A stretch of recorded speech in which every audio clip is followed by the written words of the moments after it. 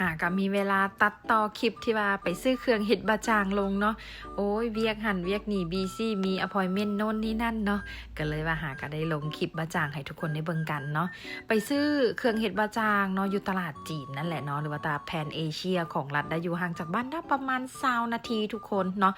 มื้อไปกันกับเป็นมื้อวันศุกร์เนาะคนกะค่อนข้างเริ่มหลายศุกร์เสาร์อาทิตย์คนหลายอีหลีได้ทุกคนเนาะประมาณนี้เลยจ้าเป็นห้านจีนเนาะก็จะมีเครื่องบะจางที่ว่าได้ต้องการก็จะมีใบไผ่เนาะแล้วก็แปะกล้วยนะบ่อยากว่ามาทุกมื้อตลาดอาทิตย์1 3 4เทื่อโบเจออ่ะมาเสือสุดท้ายซ้ำมือแรงสิฮอแล้วพัดเจอโอ้ยเพิ่นว่าได้เป็นสินค้ามาใหม่ว่าซั่นโอ้ยเนาะเฮาก็ไปซอกแบบจน2-3ตลาดเนาะค่อยได้ใบไผ่เพราะว่าบะจางน่ะมันห่อด้วยใบไผ่ทุกคนเวลา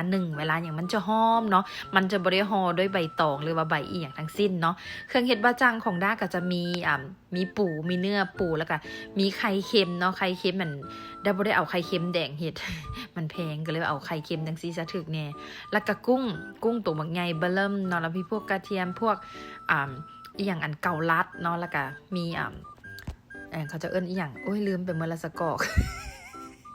บัดพากเสียงละอันนี้ก็ลืมอันนี้ก็จะเป็นกระเอิ้นบักกะทันเสื่อมนะเลยแล้วก็พวกเห็ดหอมแล้วก็สิ้นหมูพัดขั่วใส่กันเนาะก็จะประมาณนี้เนาะเครื่องที่ว่าเกี่ยมบะจางเนาะแล้วก็ไส้กรอกหวานเนี่ยก็ต้องไปทอดไปจืดไปทอดใส่น้ำมันหอมๆแล้วก็กุ้งคือกันทุ่งกับไปทอดเนาะได้ทอดใส่น้ำมันงาเนาะเพราะว่าหมักกลิ่นหอมแบบนี้จะบ่ทอดใส่น้ำมันพืชน้ำมันอีหยังเนาะทอดใส่น้ำมันงาดีกว่าอันนี้เป็นเครื่องเบื้องต้นที่ว่าเฮาเกี่ยมจะเฮ็ดบะจางเด้อทุกคนเนาะหมูกับเห็ดหอมมันก็เอามาพัดปนกันปรุงรสเรียบร้อยไฮไลท์ของงานก็คือจะเป็นเนื้อปู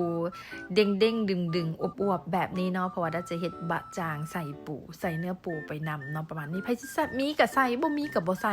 แล้วแต่คนหมักเนาะประมาณนี้เลยจ้ะแล้วถ้าก็จะเอาอันนั้นถั่วเนาะมีถั่ว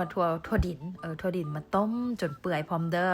ไว้ผัดกับข้าวใส่บะจางเนาะแปะกล้วยก็ต้องต้มแปะกล้วยเนี่ยต้มใส่น้ำตาลเนาะทุกคนต้องต้มใส่น้ำตาลคันบ่ต้มใส่น้ำตาลเนี่ยมันจะออกแบบคมนิดๆนะสำหรับเม็ดแปะกล้วยเนาะแล้วก็หมูกับเห็ดหอมกับมาผัดกับน้ำมันงาเนาะหรือว่าเฮาบ่มีน้ำมันงาเฮาใส่น้ำมันพืชธรรมดาก็ได้เนาะบางคนกับบ่มักน้ำมันงาเนาะประมาณนี้แต่ว่าด้านน่ะมักน้ำมันงานะมันหอมดีนะหอมสดชื่นดีบ่แม่นผัดธรรมดาได้หมูกับเห็ดหอมนะจนตุนไว้ให้จนมันเปื่อยพุ่นแหละจนมันเปื่อยจนมันย่ำแบบปอดดีพุ่นแหละเนาะทุกคนบ่แม่นสิผัดให้มันสุกแล้วก็ปรุงได้บ่จ้าเนาะแล้วหลังจากนั้นได้ก็เอาน้ำที่ว่าผัดหมูกับอันนั้นเห็ดหอมนะเอามาผัดข้าวต่อทุกคนเอาลงมาผัดข้าวต่อแล้วก็ใส่กับถั่วที่ว่าเฮาต้มไว้หั่นเนาะแล้วก็ปรุงรสชาติมันก็จะมีซีอิ๊วดำหวานหั่นแล้วก็ซีอิ๊วขาวมีเกลือมีคะนอเนาะมีพริกไทยเนาะแล้วก็มีน้ำตาลประมาณนี้รสชาติเฮามักแบบใดก็คือ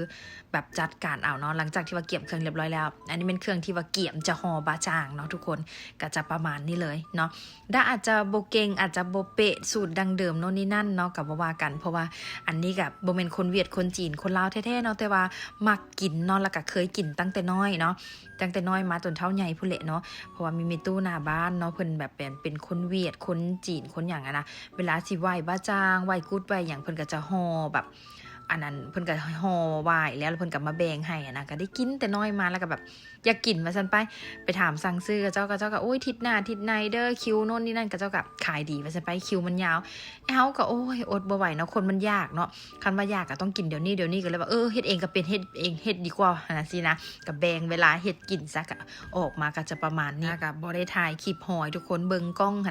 อันตีนกล้องขากล้องนะสั่งซื้อก็หาก็มาวังอัน 2-3 มื้อก่อนห่อแล้วเนี่ยเนาะพอลูกชายจัดการเนาะได้อาจจะห่อบ่งามเนาะแต่ก็พอไปวัดไปวาน้ำเพิ่นอยู่เนาะเวลานึ่งนะทุกคนหอมใบไผ่นะใบไผ่ที่มันห่อกับข้าวห่อกับอีหยังต่างๆนะเนาะแล้วบางคนก็อาจจะยังบ่ฮู้ว่ามันไม่ย่างบะจาง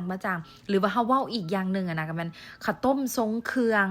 ข้าวต้มทรงเครื่องของคนจีนคนเวียดก็เจ้าไหว้บะจางอีหยังกันนะหลังจากไหว้แล้วก็เจ้าก็แบบเฮ็ดกินเนี่ยเอามาแจกงูแจกคู่บ่อย่างสิปีนึงก็คือจะได้กินบะจางเทื่อนึงนะประมาณนี้แต่ด้านนี้ก็บ่ได้กินดนแล้วได้บ่ได้กินประมาณ 5-6 ปีแล้วนะแต่กี้นี่ อันบ่มีเวลาห่อเวลาเฮ็ดกินเนาะก็คือสั่งซื้อเพิ่นมากินแล้วก็ซื้ออยู่ร้านเอเชียแถบบ้านอย่างมากินน้ำบ่แซ่บทุกคนแบบมันก็แซ่บของกระเจ้าแหละแต่มันบ่แซ่บของเฮาอะนะเพราะว่ารสชาติแบบของแต่ละคนมันก็บ่คือกันนะเนาะความแซ่บของแต่ละคนมันก็บ่คือกันมันก็บ่ว่าดอกเนาะมันก็แซ่บไผแซ่บมันว่าซั่นไปเนาะนี่นะมันจะห่อออกประมาณมาเป็นสามเหลี่ยม